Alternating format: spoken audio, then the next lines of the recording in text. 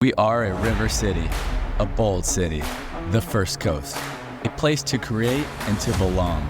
Here, the sun shines a little brighter, and so do the people.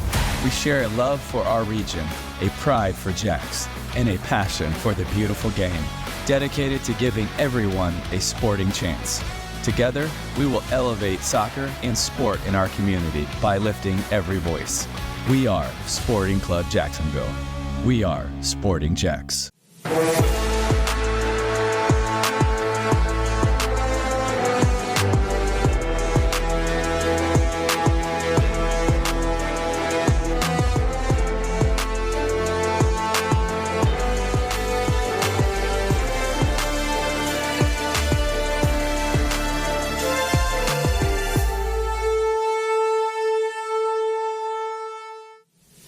Hello and welcome into the Sporting Jacks Report. The women's team is riding high in second place in the league, while the men's team continues to work in advance of the inaugural season in the USL Championship. Coming up, we'll hear from both teams, including men's head coach Liam Fox, and we'll see what the women's team is doing as they look ahead.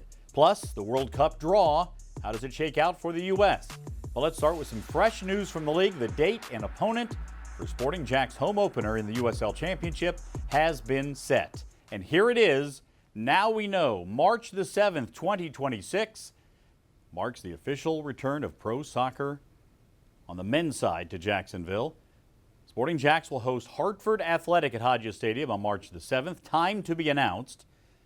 This will be the home opener in the league. Should be a great way to get things started. We also know, by the way, that Sporting Jacks will have a road game on March the 28th because the league announced all the home openers, and that will be the home opener for Pittsburgh Riverhounds.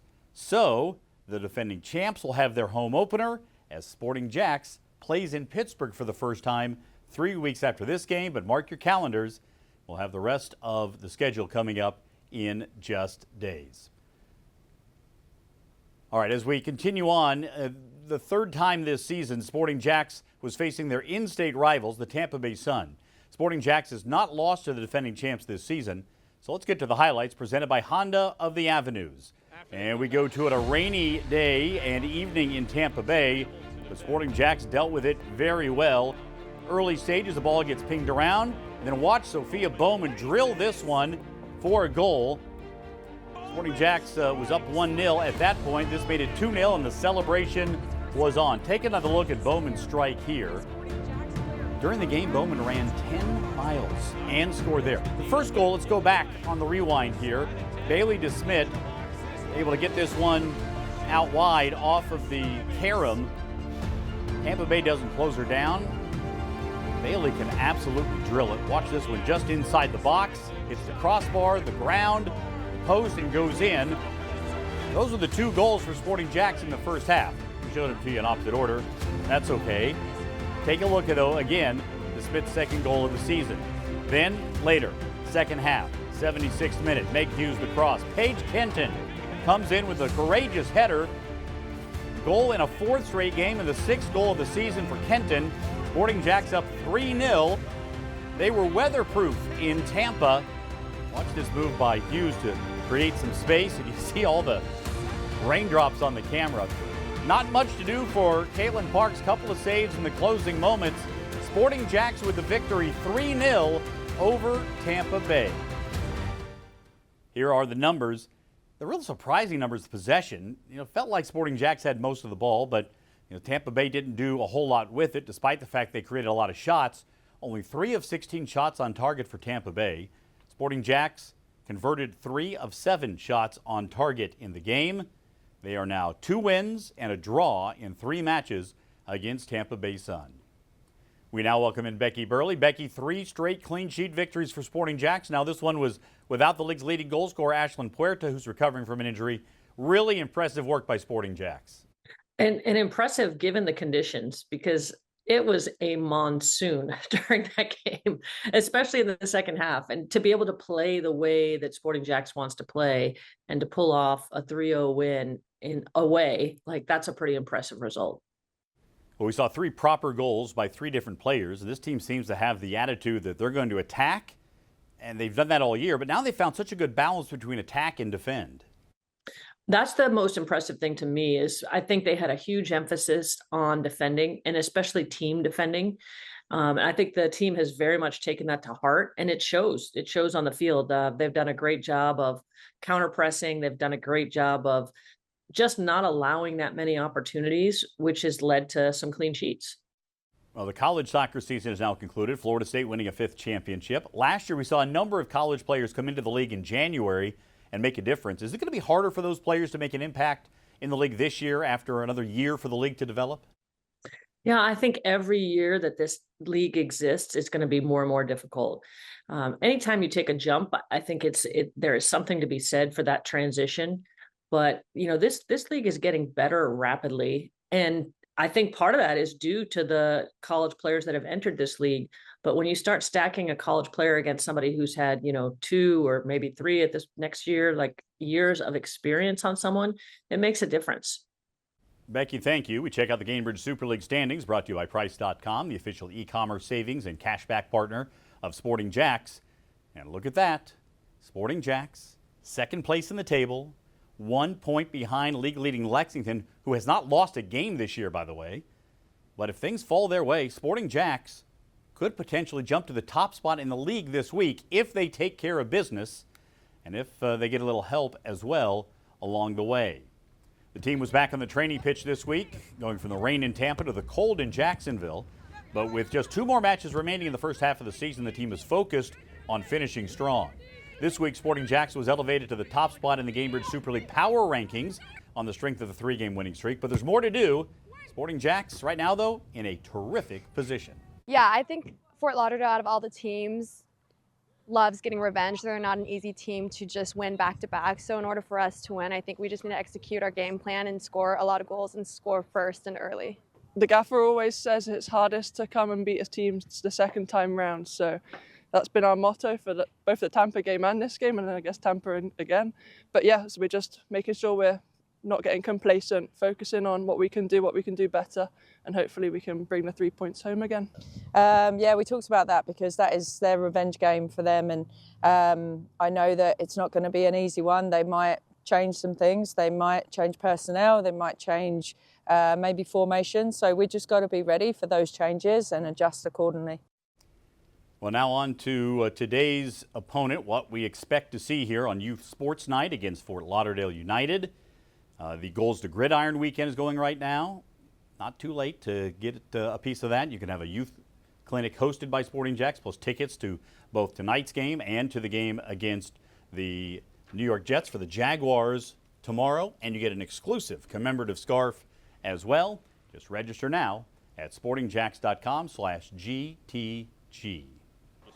As we mentioned, it is a familiar opponent, Fort Lauderdale United, who Sporting Jacks played the game before last. Sporting Jacks won the first ever meeting between the two sides, 2-0. It was, in fact, the last game that Fort Lauderdale played.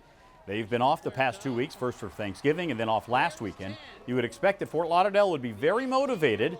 United sits 4th in the table, but they haven't won a match in over a month, so they will come in hungry. All right, next up, as far as the calendar is concerned, the final game of the first half of the season. It is a home game on December the 20th. The holiday celebration as Sporting Jacks and Tampa Bay Sun meet for the final time in the regular season. It is going to be quite a game. 5 o'clock kickoff a week from today at Hodges Stadium. And we now welcome in Emerson Burris. Emerson, we're revisiting our piece today on Paige Kenton. She has been remarkable. Started off the season playing a little bit up front, a little bit down on the backside, but she has been so good in the attack and scoring goals. You just have to leave her up there. Yeah, you said it best. She can play up top or in the back. She's really been on fire this season, but she's also a bookworm, puzzler, and proud dog mom. I sat down with Paige Kenton to get to know the person behind the jersey. Kenton grew up in Wilmington, Delaware, with her close-knit family and a stay-at-home dad who made her childhood especially memorable. So he was always there picking up from school, running us to the different activities, and in the summer planning the craziest summer days. At Penn, Paige balanced soccer with neuroscience, inspired by one unique class. A class called Biopsychosocial Crime with Professor Adrian Rain, really cool guy, and just loved it. And it was all about the brain of a criminal and, understanding why people commit crime and I just was like, this is the coolest thing I've ever learned about. Off the field, she keeps things simple, from books to puzzles to pickleball. I definitely like to read. I was reading a book all about whether or not we have free will, like the whole trip this past weekend. Love some pickleball, although can't compete with Sophie, so that's a little tough. Recently got into puzzling because of the team. And her favorite topic, her 3 dogs back home in Delaware. King is a German Shepherd, Molly is a Great Dane boxer mix, and Apollo is a Catahoula leopard dog. I actually have pillows of all 3 of them, so they kind of came with me here. And she's also known for her sweet tooth. We, as a team, have been discussing trying the mega cookie skillet from BJ's, I think. Yep, so we're trying to make that happen. From neuroscience to her pups and cookie skillets, Paige Kenton brings joy and personality everywhere she goes. Well, I have learned they have tried that giant cookie skillet from BJ's. They go quite often, but Kenton describes herself as joyful, determined, and silly, and fans here in Jacksonville are already seeing that firsthand. And very talented. Yes. She's fast, she gets in behind, she scores goals. She has been terrific so far this year. 4 straight games with goals. That ties a league record. Emerson, thanks so much. Sporting Jacks has introduced the Family Pack, a great way for families to enjoy the game. Up to 8 members of your family get a ticket, meal voucher for hot dogs, chips, and a soda. Just go to sportingjacks.com to get your family 4-pack or 5, 6, 7, or 8-pack today.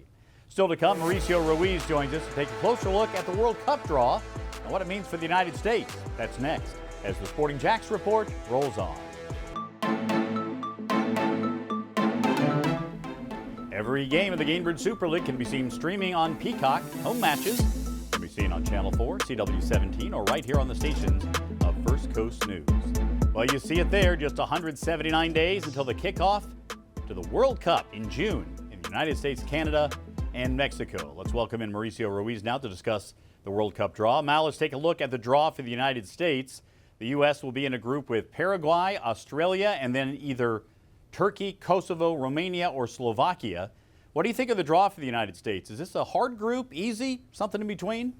Well, I think it's pretty favorable considering that 2 teams come out, the number 1 and 2, and because of the expanded format, they're still the 8th, 3rd best place. So even if you finish 3rd, it's still extremely favorable. You would expect the U.S. to finish 1st and 2nd, and I would say, Cole, between Paraguay and Australia, and I don't know if it's the soccer gods or coincidence or some other power, putting his finger into it. But the fact that we just played Paraguay and Australia, I think it bodes a lot of confidence for our team to know that we can actually play against these teams.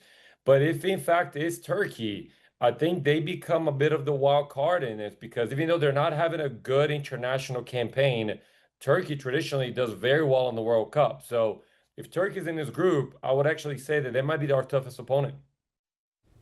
All right, Mal, in every World Cup, there's a group of death. The toughest group in the tournament. Which is the group of death this year? I don't know if there's a group of death, because as you said, there are too many games in there that you could be seen as a for sure for some of these tougher nations. But there are 2 groups I think it's interesting to look at. You look at Group I with France, Senegal, and Norway. I mean, Senegal and France, they have a tradition and a history because Senegal is a French colony. Every time they play against each other, you don't have to go too far to look at the 2002 World Cup when Senegal actually beat France, and France were the reigning World Cup champion at that time. So that battle is always an interesting one to see, how they actually face up against each other, because there's a lot on the line. And then you got Norway, right? That was not in the last World Cup, with potentially the 2 best players in the world in Haaland and Martin Odegaard from Arsenal, that they're going to be debuting in their World Cup. So anytime you put those players on the field, you would give Norway a good chance of winning the game. So between France, Senegal, and Norway, I think that's a really tough out for any of those groups. And then you got Group L with England and Croatia, even though they got Ghana and Panama in the group as well. That's a tough matchup between England and Croatia, 2 teams that made it to the semifinal not too long ago. So I look at those 2 groups for a little bit of an upset. All right, Mal, thank you very much. We now welcome in the head coach for Sporting Jacks in the USL Championship, Liam Fox. Liam, we are 84 days away from the start of the 2026 season. You'll be launching a team into an established league. This is a different challenge than the women faced in a relatively new league. It's part of the selling point that I've been speaking to players about just this unique opportunity and the ability to go and test yourself against far more tried and tested, established teams, and look at that as a real opportunity to go and make a mark. Again, as you say, will there be difficulties? Of course, in any season, in any league, in any team, in any country in the world, there's going to be ups and downs. And we need just to make sure that we don't get too high when we have some ups and we don't get too low when we have the downs, because that is what professional elite sport is about, is the ups and downs, and how do you manage these periods. So yeah, we'll do our very, very best with that, that's for sure. I think that's where my experience and Mark's experience and the rest of the staff's experience will hopefully help in sometimes keeping the group a bit calmer, but also making sure that they understand the roles and the responsibilities of what we're going to ask them. The last thing I want to ask you about is the kind of questions you're getting from players when you have conversations. What are they curious about? What do they want to know? Yeah, a lot of these conversations can vary from different things, because I try not to. I've kind of got this sort of pitch down about the club and the uniqueness of it and the challenges, and I've kind of got that down to a T. But I also think it's really important that you find out a wee bit about the player and their family and their circumstances and what do they like and all these types of things, because I think that helps build trust. And listen, I wouldn't be on the calls to the players if I didn't think that they had qualities that could help us and help the group and help the club. So I'm just trying to think off the top of my head about a lot of them will ask you about your formation and your style and your training week, and some pretty bog standard questions that you'd expect anybody to ask. There's not been too many sort of left field ones off the top of my head. Everybody's been really, really respectful. Everybody's can see the opportunity that they've got here, and I think the Florida sunshine will help some people as well. Can't get away from that. There's been one or two have mentioned how the weather and the climate and stuff. So, but we need to use that to our advantage, but we also need to make sure that we're only going to get people here that are hungry, that are really, really hungry to succeed and to improve. And again, you'll hear me saying it a lot about maximising every day, and they're the types of people and types of players that we want in the building. And if we get that, then that gives us a really, really good starting point for a culture of development and improving and ultimately winning. Well, this week, Sporting Jacks released pricing for season tickets for the USL Championship season. You see it there. Season tickets start as low as $10 per match for students. Club seats start at $43. Amazingly, 4,400 season tickets will go for $20 per game or less. Just go to sportingjacks.com/men's, MENS, or call 904-863-KICK to place your deposit now for season tickets for the USL Championship season. Still to come, a big boost for kids in Arlington. Sporting Jacks and the Boys and Girls Club just unveiled something that's bringing the game closer to home. That's next as the Sporting Jacks Report rolls on.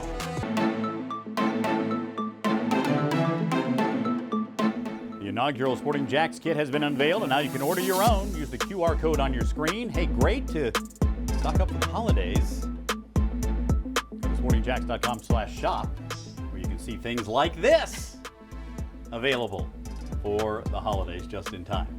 Emerson Burris now joins us for the Youth Soccer Spotlight presented by the Bearded Pig. And Emerson, we're looking at a major milestone celebrated by the club and Sporting Jacks Foundation. Yes, absolutely. Last week, community leaders in Jacksonville cut the ribbon on a brand new soccer mini pitch, the first of its kind in Arlington. It's part of a national push to make the sport more accessible to every child.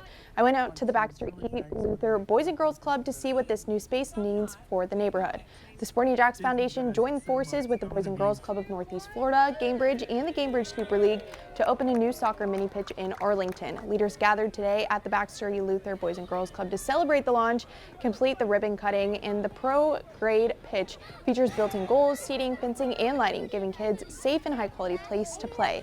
Sporting Jacks says Arlington is the first community to receive a mini pitch through the multi-year Impact Initiative. I think it's amazing. I see a lot of these mini pitches at home as well, and there's always kids enjoying themselves, having fun. And you can see here, like everyone literally has such a big smile on their face. Everyone seems so excited. So I think it's only going to bring positive things. We're so excited to be here for the grand opening of this, the ribbon cutting. It's just such a blessing to have something that our kids can really come out and play and just add to the repertoire of all the things that they do. So I just hope that they come here, have fun, and learn all of the camaraderie and teamwork that comes with playing team sports, and just proud to be able to be a part of bringing this facility here to the community. It's a reflection of the purpose, like why we do this. It's to, create opportunity for youth in the community and in Northeast Florida. Main impact for me is all those great outcomes that come with sports. So, you get better grades, you have better relationships, you're healthier, all those things, you're more likely to be a leader. All those things happen with sports and with soccer. And so just that good energy and goodwill and all those good outcomes, I'm so happy that that's happening here.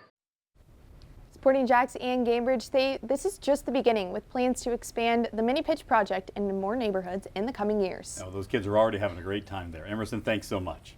For more on Sporting Jacks in the world of soccer, join Stacey Balaam and me every Tuesday night at 6 on 1010XL. It's the Coaches Show presented by Sporting Jacks. You can listen online or on demand at 1010XL.com.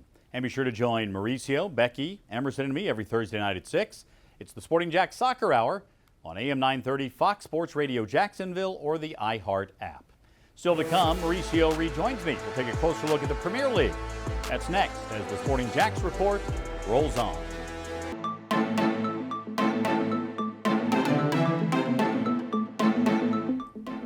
Watch the Sporting Jacks Report next Saturday at noon on NBC 12. It's our last show of 2025. We'll be looking back and looking ahead. You can also find us on demand on First Coast News Plus and the Sporting Jacks YouTube channel. We welcome back Mauricio Ruiz. Now the Premier League is underway, and Arsenal will take on the bottom of the table Wolves team. Arsenal's had a little slip here. What are their chances? No, I think Arsenal will respond well, but the gap has been closed. And we talked about in previous years, whenever someone stumbles at the top, Liverpool stumbled very late, so nobody was able to catch up last year. But, it's tough to say that Arsenal stumbled against Aston Villa because they're a good side, and they're sitting in third place now, which is a huge kind of surge from where they started the season. So kudos to Aston Villa for getting there. But Man City, they smell blood in the water now. So Arsenal, I'm sure that they're feeling a little bit tight as they're going into every single match because the gap has been closed. All right, Mauricio, thanks so much. Be sure to join us and follow what's happening with Sporting Jacks on social media. And we'll talk to you next week for our year-end edition of the Sporting Jacks Report. Have a great week, everybody.